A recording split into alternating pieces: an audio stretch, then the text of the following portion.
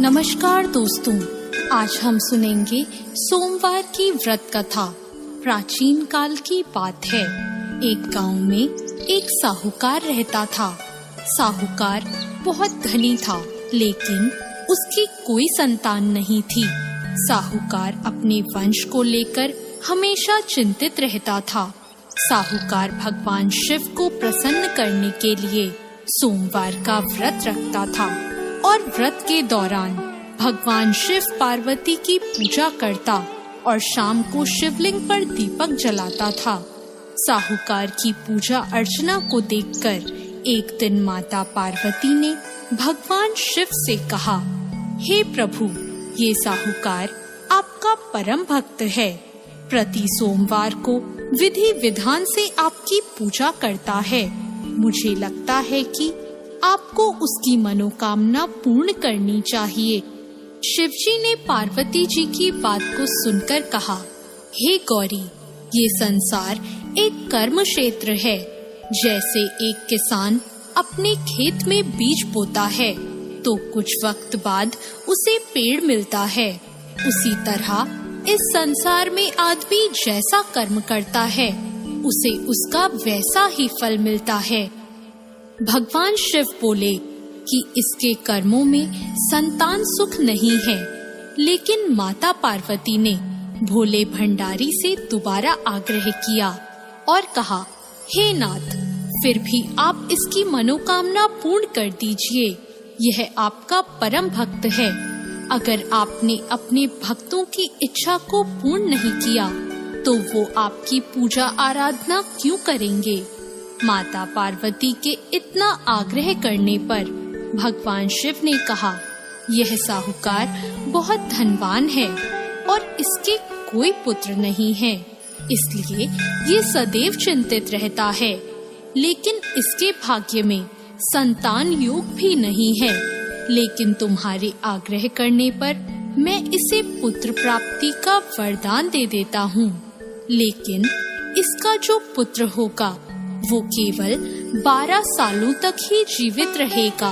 फिर एक रात्रि शिवजी ने साहूकार को स्वप्न में दर्शन दिए और कहा कि उसको जल्द ही पुत्र रत्न की प्राप्ति होगी, लेकिन उसका पुत्र दीर्घ आयु नहीं रहेगा, बल्कि केवल 12 वर्ष तक ही जीवित रह पाएगा।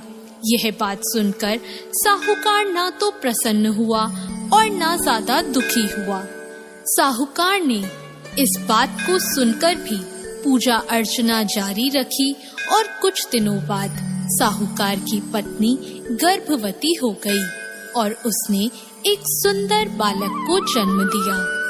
बालक के जन्म से घर पर हर्षो उल्लास का माहौल था, लेकिन साहूकार खुश नहीं था, क्योंकि उसको पता था कि उसके बालक का यह जीवन केवल 12 वर्ष तक का ही है और उसने किसी को भी यह बात नहीं बताई थी।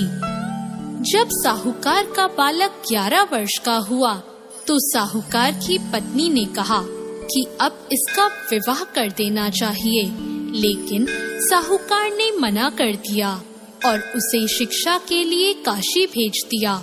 साहूकार ने बालक के मामा को बुलाया और पैसे देकर उन्हें बालक के साथ काशी जाने का आदेश दिया। फिर साहूकार ने मामा भांजे से कहा कि वह काशी जाते समय रास्ते में यज्ञ करते हुए और ब्राह्मणों को भोजन कराते हुए ही जाए। दोनों मामा भांजों ने ऐसा ही किया। काशी जाते वक्त जिस रास्ते से मामा भांजे गुजर रहे थे, उसका राजा अपनी पुत्री का विवाह एक ऐसे राजकुमार से करवा रहा था जो कि काना था, यानी उसे एक आंख से दिखता नहीं था। दूल्हे का पिता इस बात से चिंतित था कि अगर दुल्हन पक्ष को यह पता चल गया कि दूल्हा काना है तो राजकुमारी विवाह के लिए मना कर देगी। इसलिए उसने जब साहूकार के पुत्र को देखा तो उसने सोचा कि मैं अपने बालक के स्थान पर तोरण के वक्त इस बालक को बिठा दूंगा और दुल्हन के पक्ष वालों को पता भी नहीं चलेगा। दूल्हे के पिता ने साहूकार के पुत्र को इस बात के लिए राजी किया। इस तरह साहूकार के उस लड़के ने दूल्हे के कपड़े पहने और घोड़ी पर चढ़कर तोरण की रस्म पूरी की। तोरण के बाद फेरों की जब बारी आई तो दूल्हे के पिता ने साहूकार के पुत्र से अनुरोध किया कि वह दुल्हन के साथ फेरे ले और जब विवाह संपन्न हो जाए तो यह बात किसी को ना बताए। मामा भी राजी हो गया और विवाह समारोह भी निपट गया और शादी संपन्न होने के बाद मामा भांजा काशी के लिए प्रस्थान कर गए। परंतु साहूकार के पुत्र ने दुल्हन के कपड़ों पर लिख दिया कि तुम्हारी शादी मुझसे हुई है, लेकिन जिसके साथ तुम जाओगी वह एक आंख वाला आदमी है और मैं काशी में शिक्षा ग्रहण करने जा रहा हूँ। जब राजकुमारी ने यह बात पढ़ी तो उसने राजकुमार के साथ जाने से इनकार कर दिया और अपने पिता से कहा, यह मेरा पति नहीं है, मेरा पति शिक्षा ग्रहण करने काशी गया है। जब सब जगह यह बात फैल गई तो मजबूरी में दूल्हे के पिता को सारी बात बतानी पड़ी और दुल्हन के पिता ने भी अपनी बेटी को भेजने से इनकार कर दिया। इधर मामा भांजे दोनों काशी पहुंच गए और बालक शिक्षा ग्रहण करने लगा और मामा ने यज्ञ कराना भी शुरू कर दिया। जब साहूकार का पुत्र 12 साल का हो गया तो एक दिन वो अपने मामा से बोला कि उसकी तबीयत ठीक नहीं है और वह सोने अंदर जा रहा है। साहूकार का पुत्र अंदर सोने गया और उसकी मृत्यु हो गई। कुछ देर बाद जब मामा अंदर पहुँचे, उन्होंने जब अपने भांजे को मरे हुए देखा तो वो बहुत दुखी हुए, परंतु वह रो नहीं सकते थे वरना उनका यज्ञ अधूरा रह जाता। इसलिए मामा ने वापस जाकर यज्ञ पूरा किया और ब्राह्मणों का भोजन कराने के बाद मामा अपने मृत भांजे को देखकर रोने लगे। उसी वक्त उसी मार्ग से शिव पार्वती गुजर रहे थे। माता पार्वती ने किसी के रोने की आवाज सुनी तो उन्होंने शिवजी से कहा, हे प्रभु, कोई मनुष्य रो रहा है, चलो उसके दुखों को दूर कर देते हैं। शिव पार्वती मामा के पास गए और उन्होंने जब मृत बालक को देखा तो हैरान हो गए, क्योंकि वह भगवान शिव के आशीर्वाद से जन्मा साहूकार का पुत्र था। माता पार्वती ने कहा, हे नाथ, यह तो साहूकार का पुत्र है जिसको आपने केवल 12 वर्ष तक का जीवन दिया था।